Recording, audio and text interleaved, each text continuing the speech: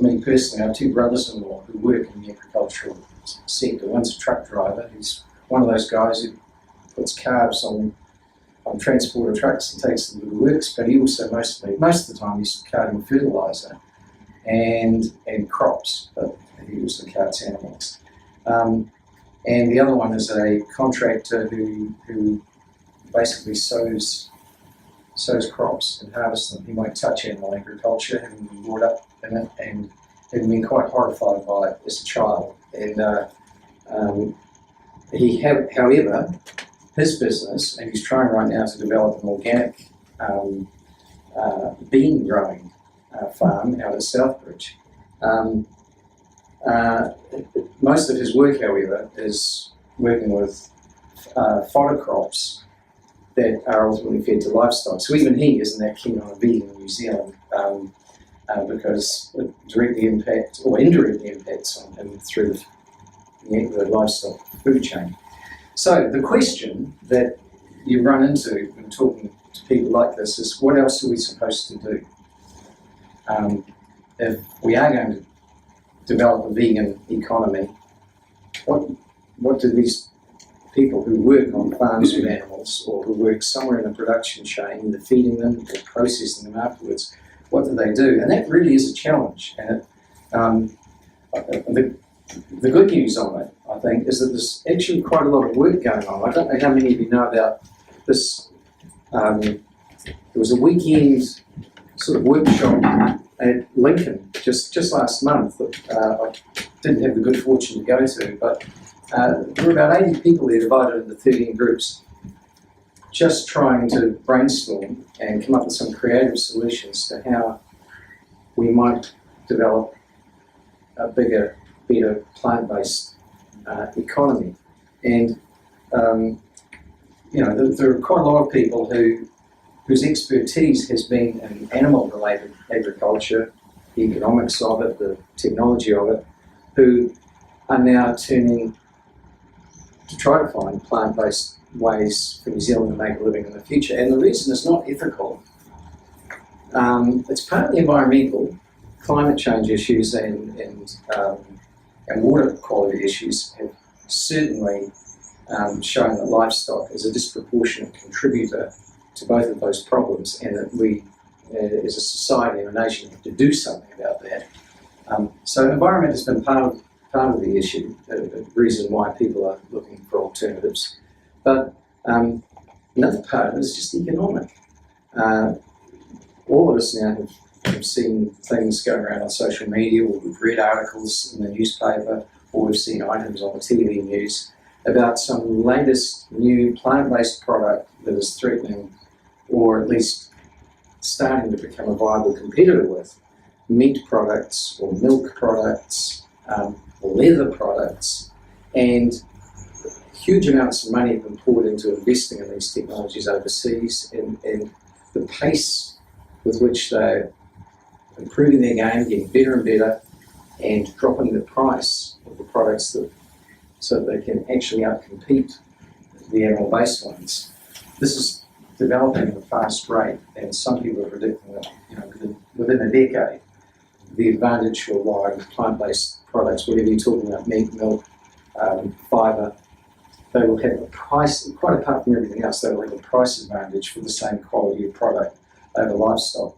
And it's scaring quite a few people in the agricultural industry to think, well, what do we do? And Fonterra and the Federated Farmers, quite typically, are sort of, standing brave in front of the oncoming train and saying, what we're going to do is we're going to get better at producing premium animal products. It's products that are so good consumers will pay higher prices for them and won't find the plant products sufficiently attractive, even if they are at a lower cost. A number of economists have actually rubbished that as a strategy, and Fonterra and Federated Farmers are going to have a reality check sooner or later.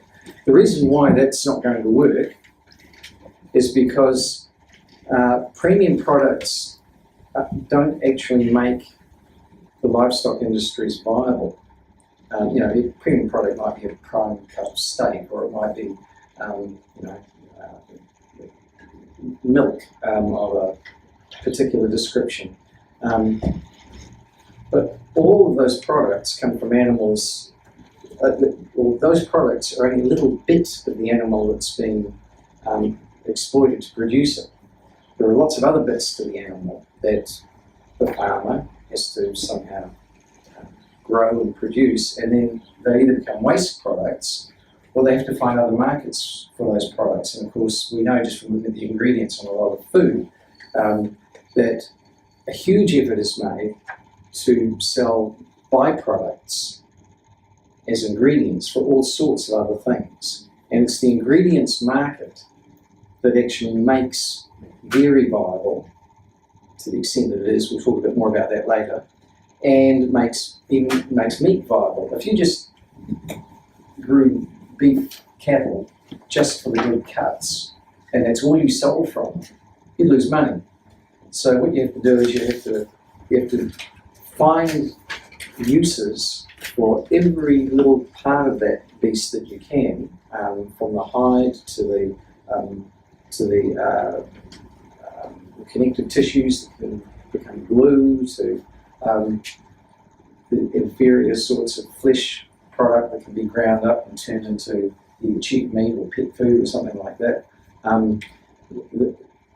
If you can't do that across the spectrum of a wide range of products, you just can't produce viably. And so while people are thinking that the way it's presented, the conflict between the new plant-based products and the animal products is a conflict between consumers sort of down in the supermarket going, oh yes, I like that type of meat or that type of meat, or ooh, ick, milk from a laboratory, I'd rather have a grass-fed animal milk. It's, that'll all go on, those sort of arguments, debates, but that's not really where the money's being made or lost.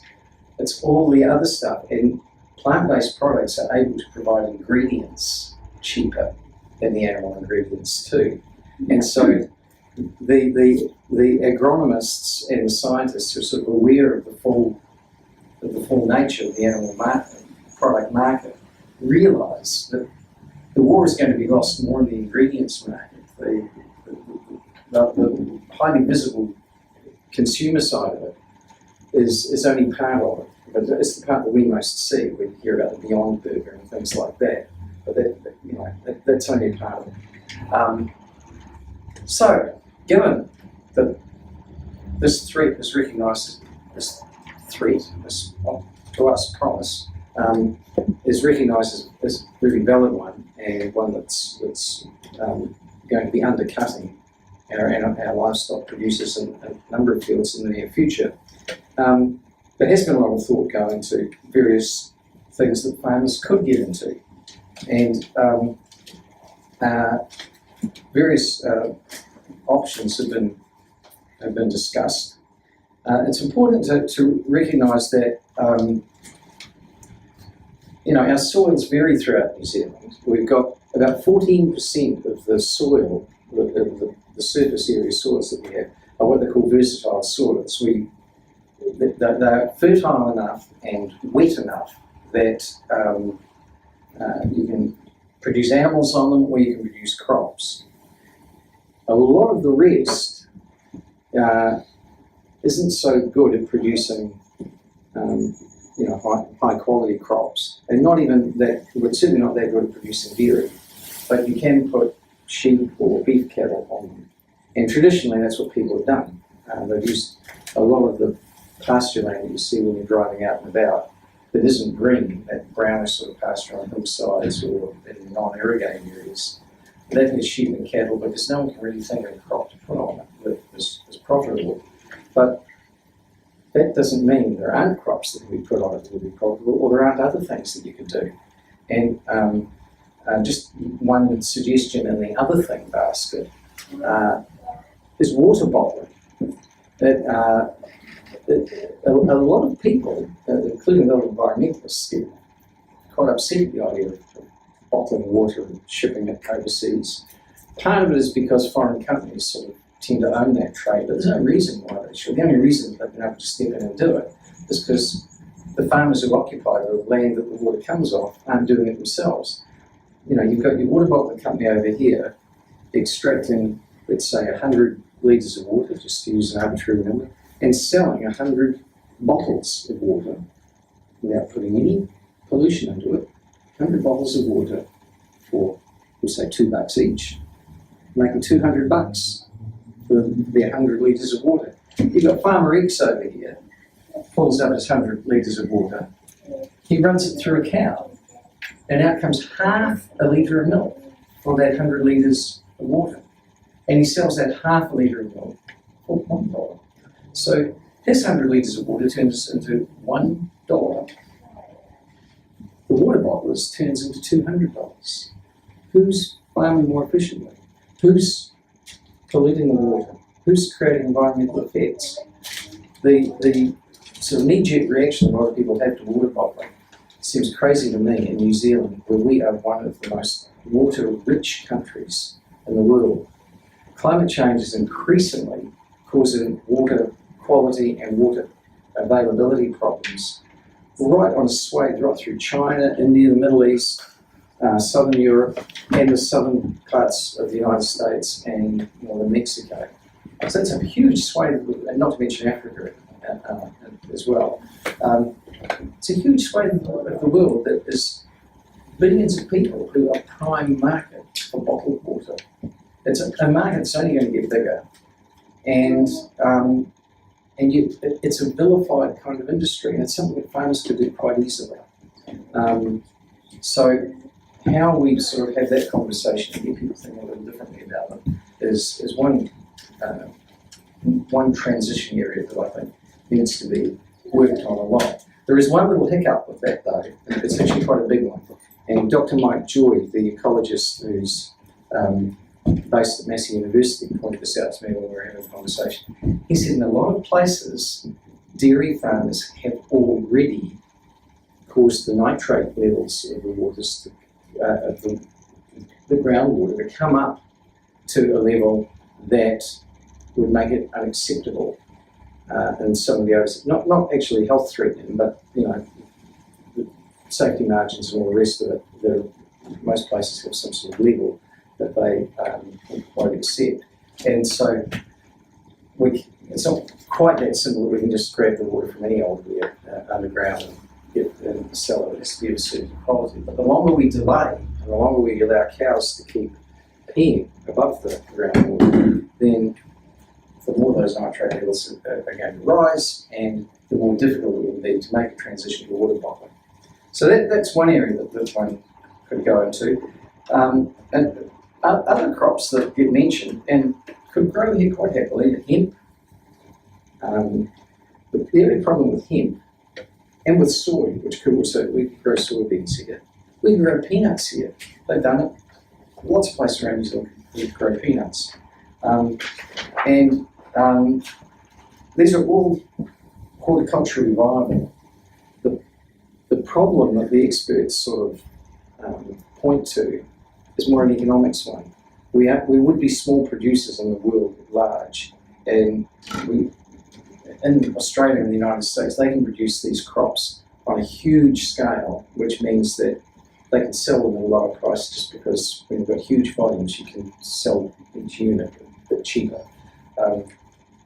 We wouldn't have quite those huge volumes, so we'd have to have some other marketing kind of edge to, if we wanted to have these as prime export things. If all we were interested was feeding ourselves and having some market overseas, we could do that.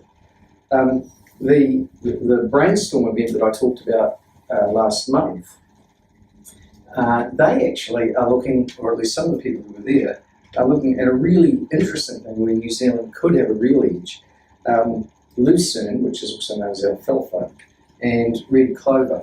By growing those two things together, the thing about them is they, whereas wheat and a lot of the cereal crops, they're seasonal, and they're very, get too much wet, it can stuff up the harvest and all the rest of it. So there's sort of costly and a little bit difficult to produce consistently on a scale that could in big export markets. But lucerne and red clover are both what they call legumes, and they're perennial. They grow all around the year, which means that we could be producing them when we're not, in the off season when we're not producing other types of crop. And lucerne is about 4% protein, about 4 grams per 100 grams of the plant. And because they're legumes, they actually absorb their own nitrogen straight out of the soil. Actually, they're nitrogen fixers. So you don't have to add nitrogen to them. So they don't leach any nitrogen. If anything, they're kind of like blotting paper for nitrogen. You grow them and actually take the nitrogen out rather than cows peeing it in. Or a lot of other crops where you also have to apply nitrogen fertilizer and some of it doesn't go into the plant and goes on down. So they're talking quite gung-ho about this lucerne red clover mix being possibly a large-scale crop that a lot of farmers in different parts of the country could get into, and it would not to sell as cut grain, but to actually then turn it into protein, good purified protein that can then be used in reconstituted plant products. So, your plant meats and things like that. Mike Joy, who I mentioned before, he did a desktop study of a patch of land, desktop study meaning that he didn't actually go down there, but he got all the scientific data related to a big area of land in Southland that's currently covered in cows. And he worked with a few other experts to work out what kind of yields you'd get if you grew oats on the same land that these cows are on. And then if you turn those oats into oat milk, as opposed to the cows turning the grass into dairy milk, which would be the more profitable. And apparently the oats won. So he reckoned that was just not just Southland, it just had to be where they focused the study because they had the data to available from there. But he reckoned that even if just a percentage of dairy farmers switched to oats, they could make more money. The environment would be better for it, and we would have to start a transition. Linen flax is another thing that we could be doing. Back in the old days, when the settlers first came here, they got our native flax forming.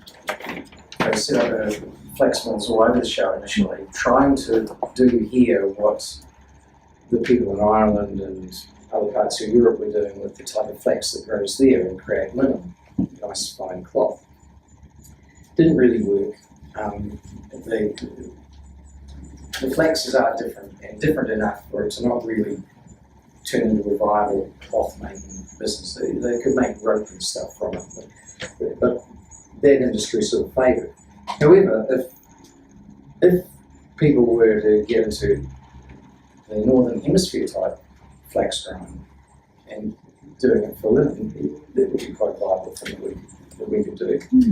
It's partly just a case of people having the imagination and the lateral thinking to actually get going with it, and people having the capital, the money, for people to put the money into it. I was talking to someone in Environment Canterbury who told me that, and we'll get on this in a minute, the profitability of the dairy industry is actually way overhyped. Mike Joy's team, they did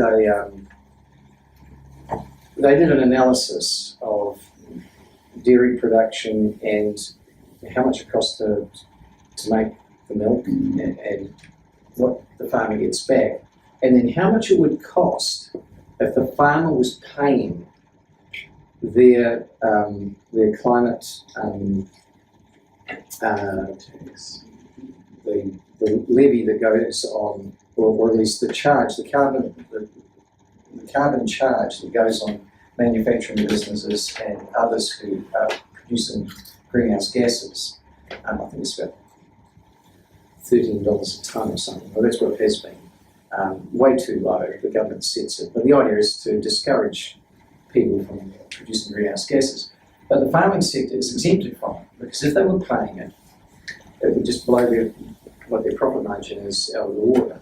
But it's not just that they're not paying. They're not paying for remediation either of the waterways that they're polluting. And that amounts to millions or billions of dollars if you look at all the waterways. You hear federated farmers sometimes saying, collectively farmers spent $50 million this year planting riparian strips. It's just a drop in the bucket of money that's really needed to actually clean up the waters. And they're still putting the contaminants in just because they put some plants along each side. And that does reduce, turds and stuff, to use that term. Prevents that washing off into the water. But it doesn't stop the stuff that leaches through the ground. So a lot more money would have to be spent by the farming sector and by dairy farmers to compensate for what they're still putting into the water.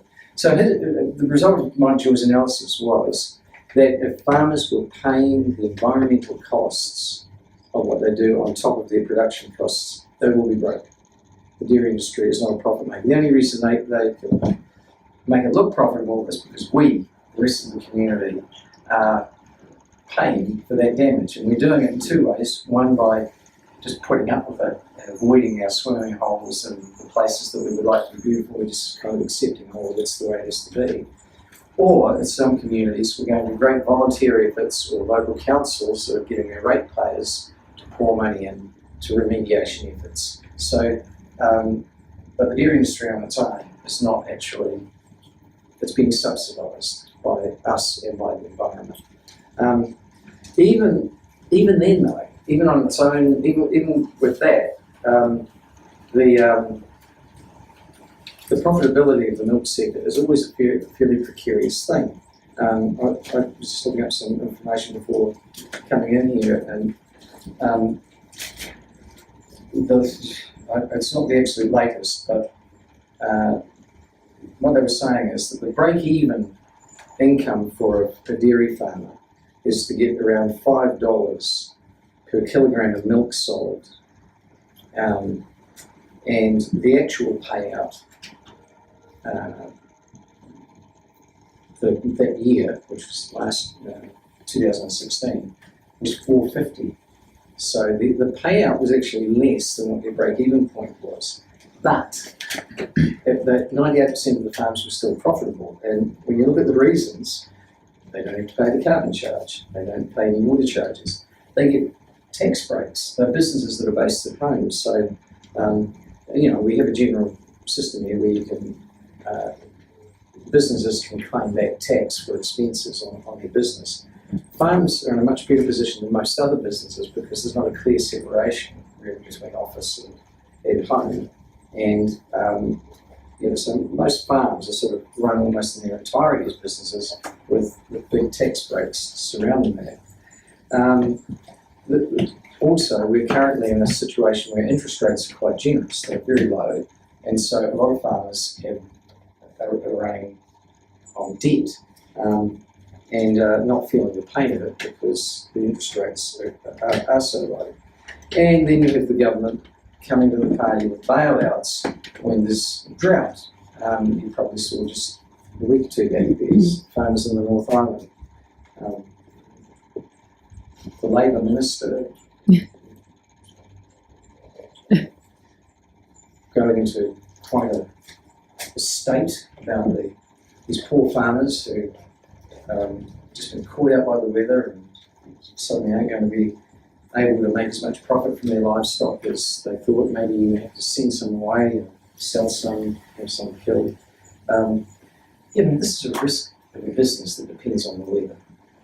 And if you're going to have livestock and you haven't taken that risk into account, you haven't either taken out insurance because you can't afford it, or because the government's going to help you out, this is just bad business. It's not sustainable business at all, and it's not profitable business because once again the costs are picked up somewhere else, in this case by taxpayers through the government.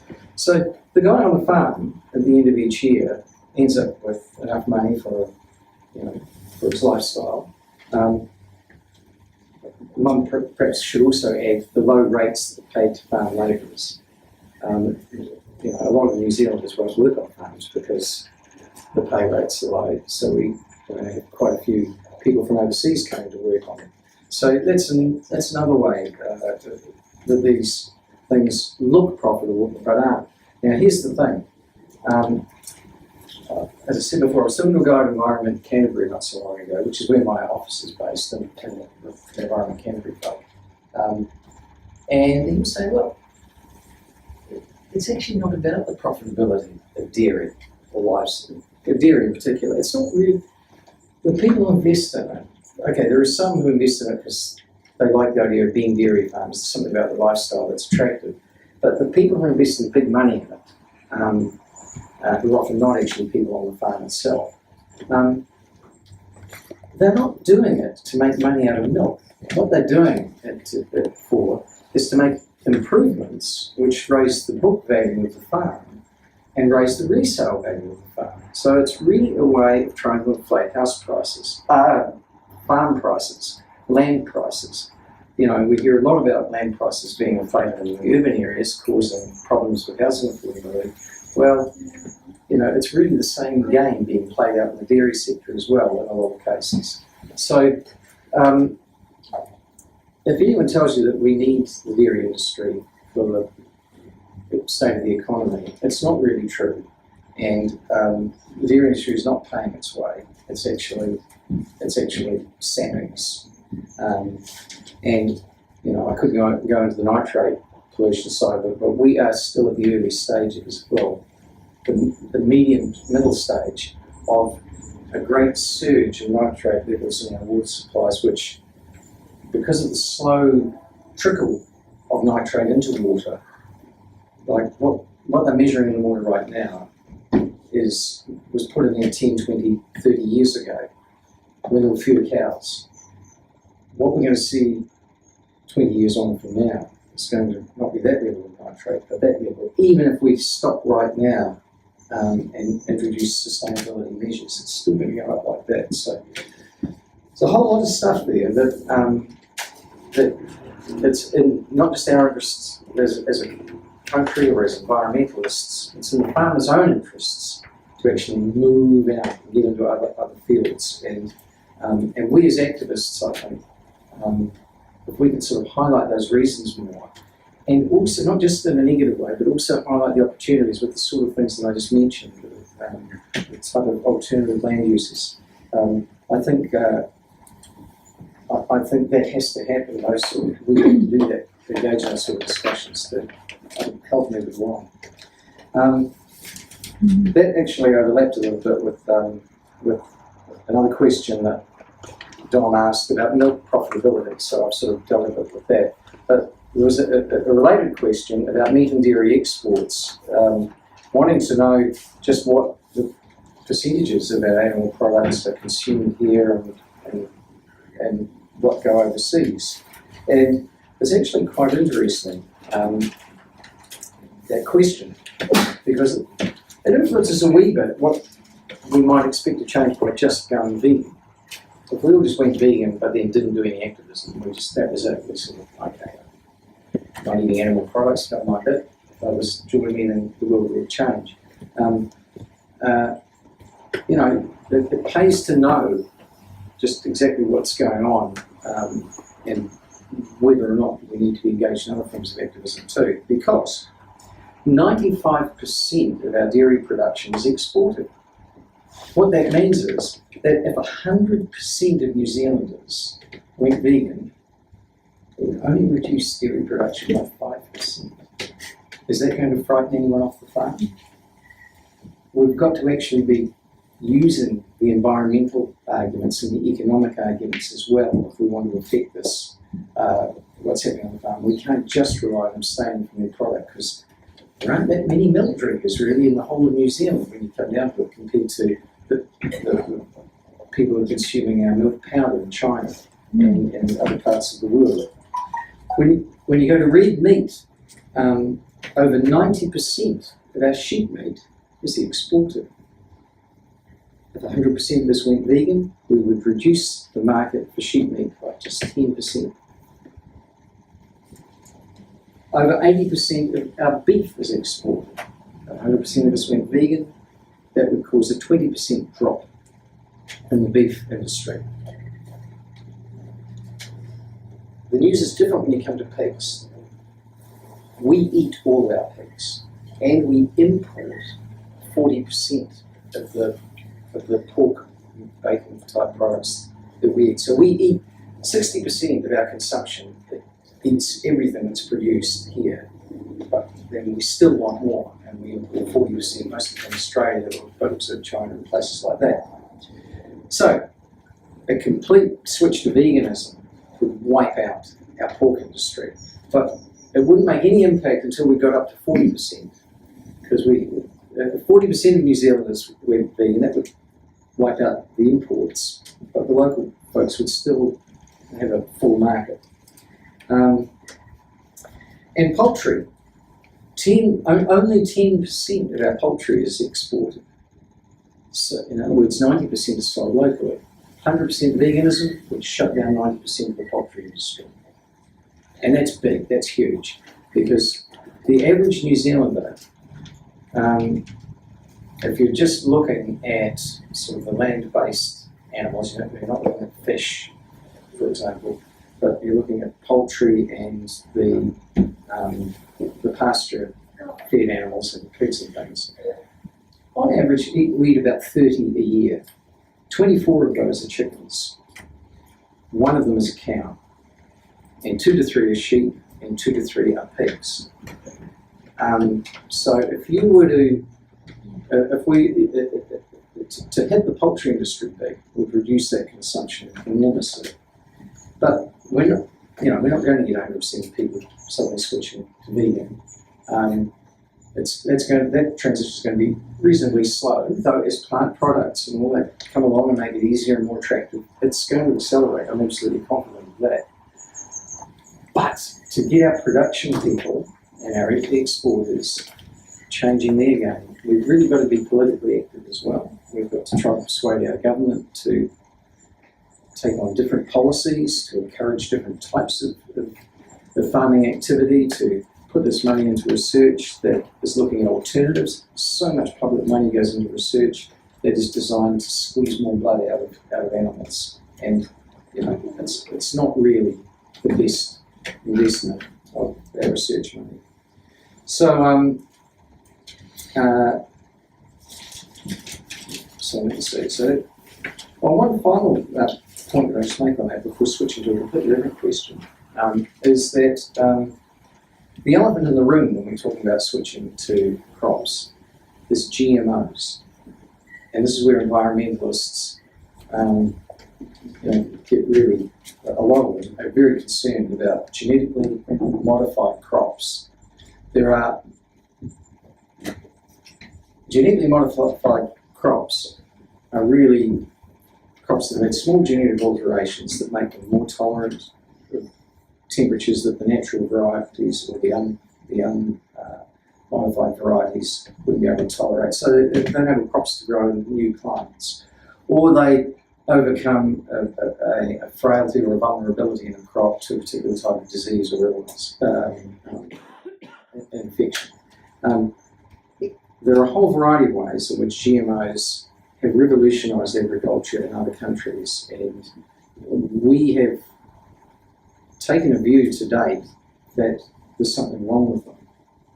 There isn't. There's nothing, no harm has been demonstrated at all in all of the experience overseas. But we're kind of paranoid, and as a result, the government is still reluctant to approve genetically modified crops for commercial use. But if they did, then that would widen. We've got very industrious scientists who can, who would get nuts growing or fruit growing in places where it currently won't grow in New Zealand, but it could if they could just change the temperature tolerance or the moisture tolerance or its need for a particular type of nutrient. So I think we've got to think critically about this genetically modified organism debate. A lot of us maybe have just sort of got a headline view of it and a few sort of soundbite views of it, and because the environmentalists are generally against it, or a lot of them are, we tend to think, okay, well, that must be right. But actually, I think a lot of environmentalists have missed the beat there and haven't really been doing their homework. And don't take it from me. This is just my view, but it's reasonably, I think, well informed view. And I encourage you, if you've got doubts or you're uncertain about that particular issue, to look a bit more into it and don't just read the sources. Look for the sources that challenge the ones that the environmental lobby often produces, and you'll find that they are all sort of big corporate entities trying to take over the world. Some quite reasonable scientists involved here, and people who are humanitarians and really want to feed the world better.